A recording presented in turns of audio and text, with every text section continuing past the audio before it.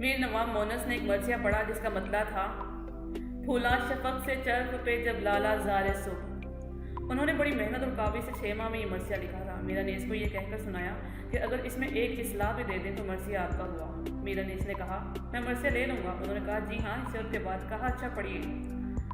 मोनस ने पढ़ना शुरू किया। जब सुख के मंजर का मौका आया तो मोनस ने ये बंद पढ़ा।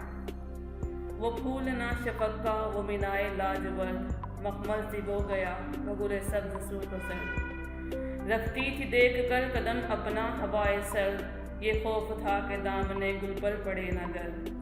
मीर अनीस ने कहा ठहर जाइए। ये चुप हो गए।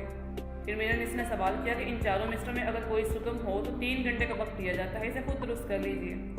मोनस ने बहुत गौर किया मगर उन्हें कोई गलती महसूस न हुई। मजबूर होकर कहा मेरी नज़रों में चारों मिसरे सही हैं, कोई लफ्ज़ नहीं मालूम होता। तब मीर अनीस बोले तीसरे मिसरे में आपने कहा कि रखती थी देख कर कदम अपना हवाए सर। हवा की आंखें नहीं होती जनाब, फिर वो क्या देख कर कदम रख सकती है। इस मिसरा को यूँ बना दो रखती थी फूंक कर कदम अपना हवाए सर। मोनस ने सर झुकाकर अर्ज़ की कि वाकई उस्ताद उस्ताद होता है। कैसी खूबसूरत इस्लाह दी। फूंक कर कदम रखना कितना प्यारा मुहावरा है और फिर हवा के लिए कैसा बरमहल है।